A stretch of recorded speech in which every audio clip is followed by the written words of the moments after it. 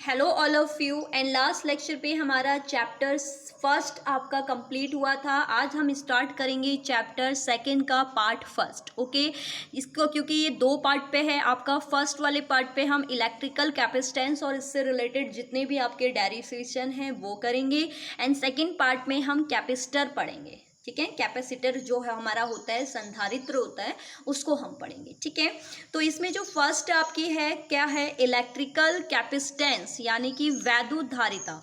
तो देखो वैद्युत धारिता क्या होता है ना, किसी भी आपके पास क्या है कि कोई जो आपके पास एक ऐसा ऑब्जेक्ट जो आपका इलेक्ट्रिसिटी को कंडक्ट कर रहा है, यानी कि जिसमें आपकी इलेक्ट्रिसिटी आसानी से पास हो जाती है। ठीक है, तो एक ऐसे ऑब्जेक्ट को जब हम क्या करेंगे, इलेक्ट्रिसिटी देंगे या हम कह सकते हैं आम भाषा में आवेश देंगे, तो सिंपली है उसके पोटेंशियल जो होगा यानी कि उसका विभव जो होगा वो इंक्रीज होता जाएगा। ठीक है ना, तो यहाँ हमने क्या कहा, हमने जब चार्ज दिया तो पोटेंशियल क्या हुआ आपके पास, इंक्रीज हुआ।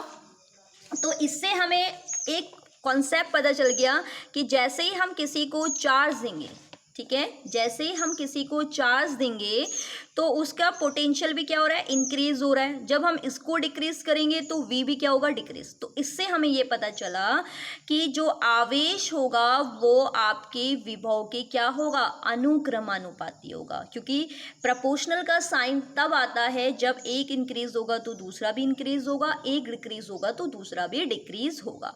तो फिर हम क्या करते हैं, सेकेंड स्टेप में इस प्रपोर्शनल के साइन को हटाते हैं और एक कांस्टेंट यूज करते हैं जिसे हम बोलते हैं सी, और ये आपका वी यही आ गया एज इट इज।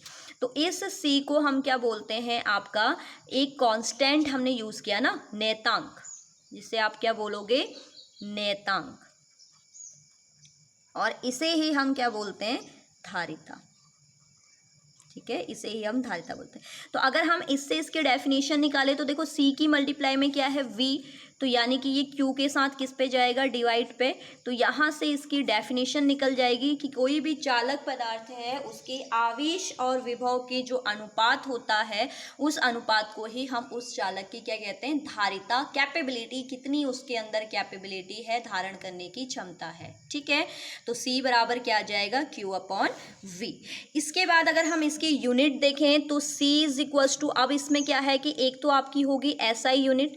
तो एसआई यूनिट क्या है कि धारिता को किसने बताया था, फेरेट नामक साइंटिस्ट ने बताया था। तो इसलिए संधारित्र का जो मात्रक हो गया वो क्या हो गया आपके पास, सॉरी, धारिता का मात्रक जो हो गया वो क्या हो गया आपके पास, फेरेट। ठीक है, इसके बाद हम क्या करेंगे, इसका डायमेंशन और यूनिट निकालेंगे। ठीक है, क्या निकालेंगी, डायमेंशन यानी कि वीमा, डायमेंशन क्या हो जाएगी यानी कि वीमा। ठीक है, तो वीमा क्या रहेगी आपके पास, वीमा में आप क्या करेंगे, सिंपली आपके पास क्या है, C is equals to Q upon V है। ठीक, तो C is equals to Q की होती है आपके पास वीमा 80 एंड वी। तो अगर आपको वी की वीमा लन नहीं है तो आप निकालेंगे साइड पे, क्योंकि हमने पीछे लेक्चर में पढ़ा था V is equals to W upon में क्यू। ठीक है, और W क्या होता है आपके पास, वर्क बराबर क्या होता है, बल गुणा विस्थापन।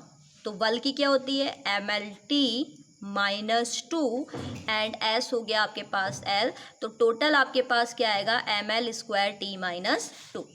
तो V इज इक्वल्स टू आपके पास क्या आ जाएगा, ML²T-2 एंड Q की वैल्यू हो जाएगी AT। तो टोटली V की वैल्यू क्या आ गई आपके पास, ML²। टी देखिए यहाँ पर आपके पास पॉजिटिव है तो ये न्यूमेटर में जाकर क्या होगा, निगेटिव, एंड टोटल निगेटिव आपके पास कितने हो जाएंगे, 3। इसके बाद ए जो है वो भी आपका न्यूमेटर में जाके -1 गिन करेगा यानी कि -1। तो वी की टोटल आपके पास क्या आ गया, ML²T-3 A-1। देन लास्ट में इसको सॉल्व करेंगे तो फर्स्टली MLT से स्टार्ट होता है। तो M देखो न्यूमेटर में ले जाएंगे तो -1, L को भी न्यूमेटर में ले जाएंगे तो -2, T को न्यूमेटर में ले आएंगे तो ये प्लस हो जाएगा T की पावर 3 एंड एक 1 यानी कि T की पावर टोटल 4, और A आपका अप में जाएगा तो A²। तो जो धारिता है उस धारिता की जो वीमा है वो क्या होती है, M-1 L-2 T की पावर 4 और A²। क्लियर है, अब इसके मात्रक पे जाएंगे। छोटी छोटी चीज़ों पे आपने फोकस करना है, ये सारे A1 मार्क्स में आते हैं, ठीक है। मात्रक आपका क्या हो जाएगा, C is equals to Q upon V. तो C is equals to simple है, आवेश का मात्रक क्या होता है, कूलाम, और विभव का मात्रक क्या होता है, वोल्ट। तो यानी कि इसकी एक विमा तो आप एक मात्रक तो आपके पास क्या आ गया, यूनिट क्या आ गई एक आपके पास, C is equals to coulomb per volt, क्योंकि Q का हो गया कूलाम और V का हो गया वोल्ट। लेकिन अगर आपकी स्टैंडर्ड यूनिट की बात करेगा तो स्टैंडर्ड यूनिट क्या होती है इसकी, फैरेड, ठीक है। तो इसको समराइज कर लेते हैं, यानी कि जब भी हम किसी चालक को क्या करेंगे, आवेश देंगे तो उसके विभव में वृद्धि होती है, तो यानी कि Q proportional to V। Proportional के साइन को आप हटाएंगे तो एक कांस्टेंट यूज़ करेंगे जिसे आप C बोलते हैं, जिसे हम धारिता बोलेंगे, ठीक है। यहीं से धारिता की अगर हम डेफिनेशन निकालें तो ये मल्टीप्लाई में है, तो ये आपका डिवाइड में जाएगा, C is equals to Q upon V। इसके बाद इसके डायमेंशन की अगर हम बात करें तो डायमेंशन इसकी क्या हो जाएगी, वीमा, C is equals to Q upon V। Q की वीमा होती है 80, V की देखो मैंने यहाँ पर आपको निकाल के दिखाई है, क्योंकि V बराबर होता है W upon Q, and work की होती है F इंटू एस से आपने निकाला ml square T minus 2, and Q की हो गई 80। इसको पूरा सॉल्व करके हमारे पास V की क्या आई, ml square T minus 3 a minus 1। Then इसको यहाँ प्लेस किया और आपका इसको सॉल्व कर दिया, ठीक है।